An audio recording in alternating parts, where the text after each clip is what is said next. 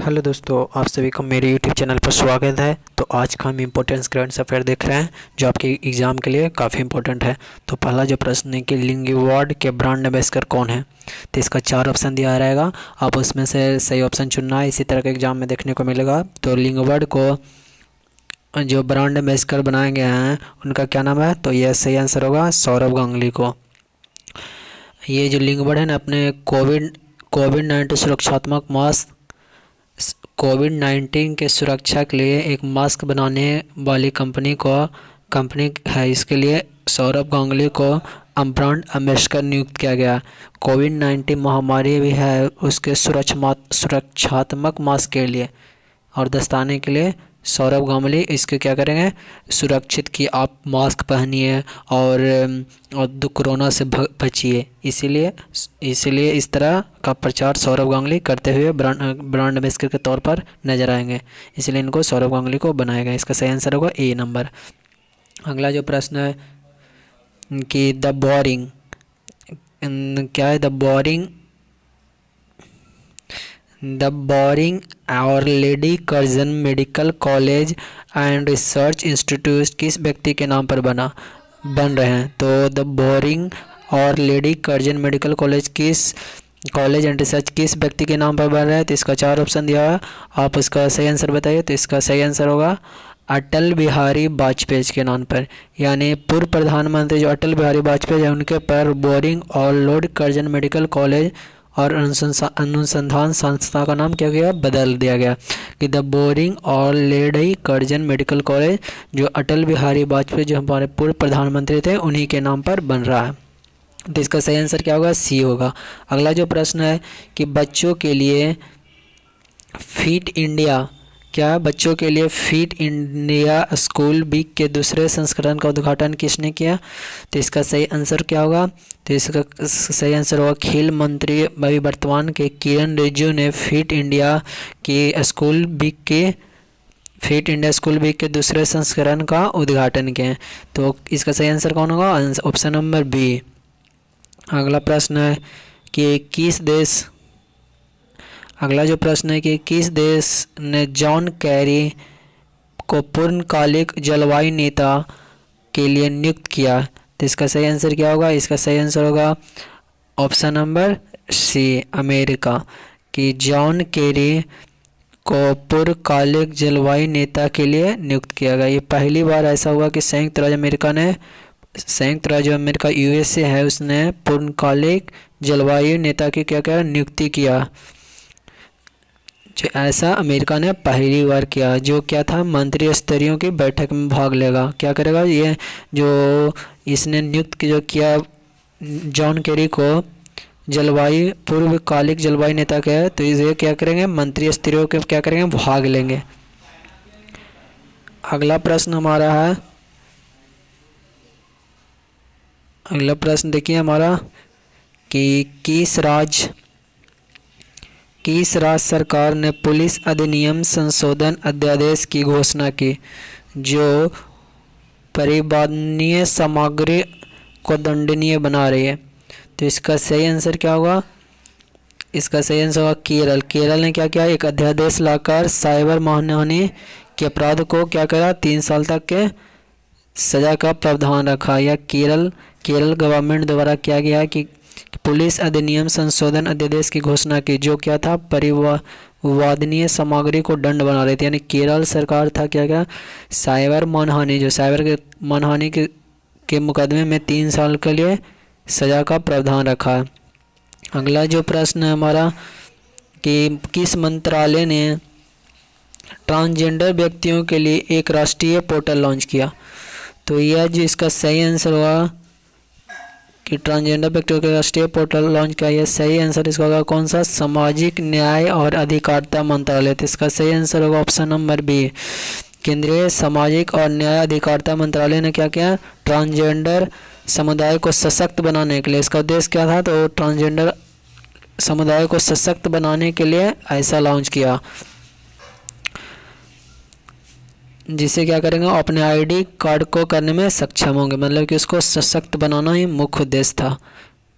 अगला जो प्रश्न है, हाल ही में न्यूजीलैंड न्यूजीलैंड की स्वदेशी माओरी भाषा में पहली बार किसने शपथ ली? तो ये जो इसका जो सही आंसर होगा, answer number D, Gaurav Sharma ने क्या किया? न्यूजीलैंड की स्वदेशी माओरी भाषा में शपथ ली। उसके बाद क्या करा? संस्कृत में भारत भारत और न्यूजीलैंड को जो संस्कृत है, संस्कृत जो हमारा भाषा था उसको सांस्कृतिक परंपराओं को गहरी सम्मान के उद्देश्य से दिया गया। अगला जो प्रश्न है हमारा, उत्तर प्रदेश सरकार ने किन शहरों के बीच गंगा एक्सप्रेसवे परियोजना को मंजूरी दी? तो इसका सही आंसर होगा ऑप्शन नंबर बी, हरिद्वार से इलाहाबाद के लिए उत्तर प्रदेश ने गंगा एक्सप्रेसवे परियोजना की क्या करी? मंजूरी दी। इसकी लंबाई टोटल है 594 किलोमीटर लंबी रहेगी, 94 किलोमीटर। तो ये जो उत्तर प्रदेश सरकार द्वारा किया गया है, तो उत्तर प्रदेश के मुख्यमंत्री कौन है वर्तमान में? तो योगी आदित्यनाथ हैं। यहाँ के राज्यपाल कौन है? तो आनंदीबेन पटेल हैं। तो ये था। अगला प्रश्न है कि the on the move my journey with reluctant entrepreneurs पुस्तक के लेखक कौन है? तो इसका सही आंसर होगा हरी खेमका, ऑप्शन नंबर बी। क्या था? The on the move my journey with relentless entrepreneur के पुस्तक के लेखक कौन है? तो इसका हरी खेमका। तो इसका सही आंसर होगा। अगला जो प्रश्न है हमारा, बिडेन कैबिनेट में राष्ट्रीय सुरक्षा सलाहकार के रूप में किसे घोषित किया गया?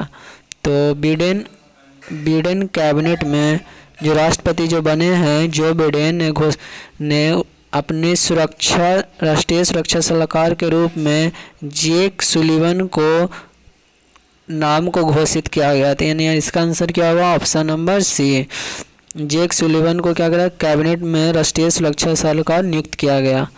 अगला जो प्रश्न है, इंडिया आइकन ए कॉल्ट नामक पुस्तक के लेखक, इंडिया आइकन ए कॉल्ट नामक पुस्तक का लेखक रॉयल एनफील्ड कौन है? तो इसके बारे में बताना है। तो इसका सही आंसर आपको 4 ऑप्शन दिया हुआ। तो इसका सही आंसर होगा option number A, Amrit Raj Indian icon a cult नाम की किताब के लेखक हैं, जिसको क्या बोलते हैं हम लोग, इनको रॉयल एनफील्ड के नाम से जाना जाता है।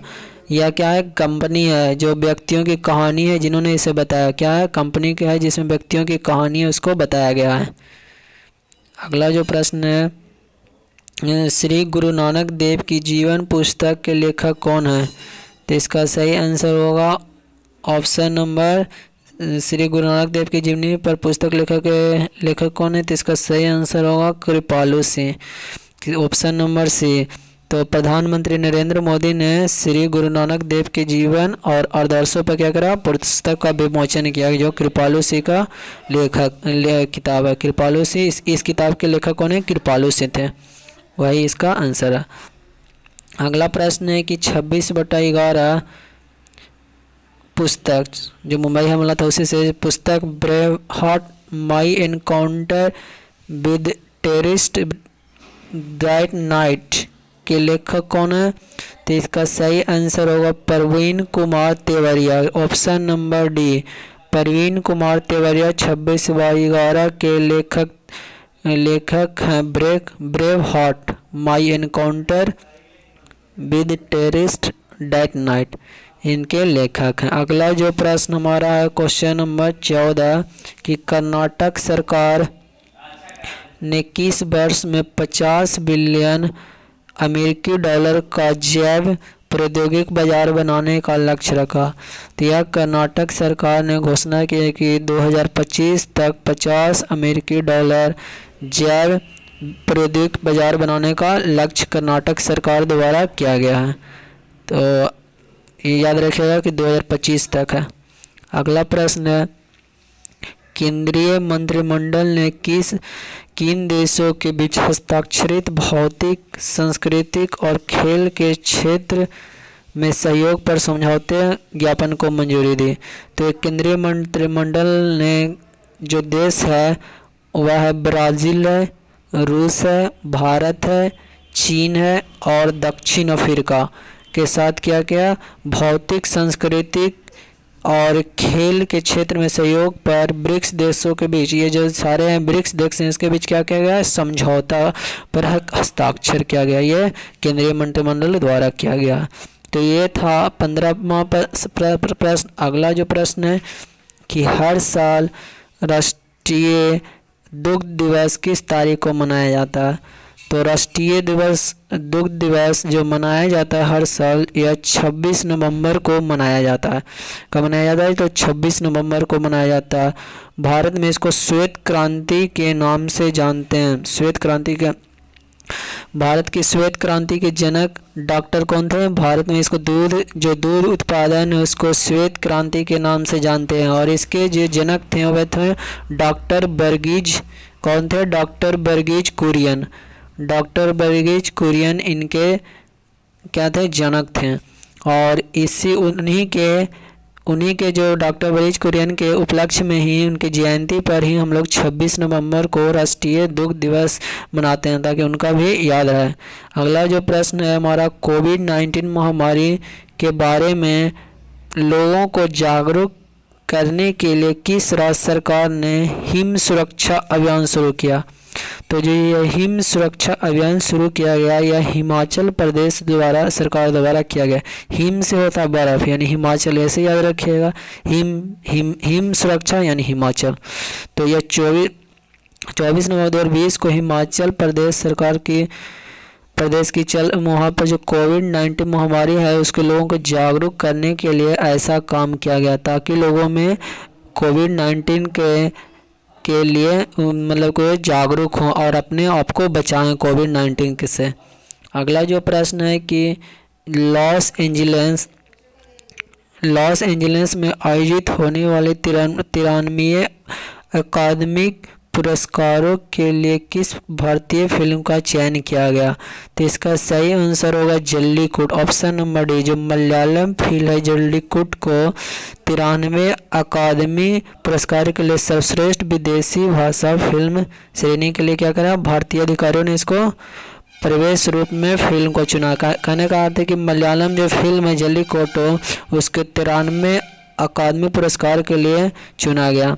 तो यह मलयालम फिल्म था। अगला जो प्रश्न हमारा कि पगार बुक के ब्रांड एम्बेसडर कौन बने। तो ये पगार बुक के जो ब्रांड एम्बेसडर बने उनका नाम है option number C Akshay Kumar. कि पगार बुक के जो ने 2022 तक अक्षय कुमार को अपना ब्रांड एम्बेसडर नियुक्त किया है। तो ये था आज का हमारा इम्पोर्टेंट करेंट अफेयर। तो आपको वीडियो अच्छा लगा तो चैनल को लाइक कीजिए, सब्सक्राइब कीजिए और लोगों को शेयर करें। तो वीडियो देखने के लिए धन्यवाद।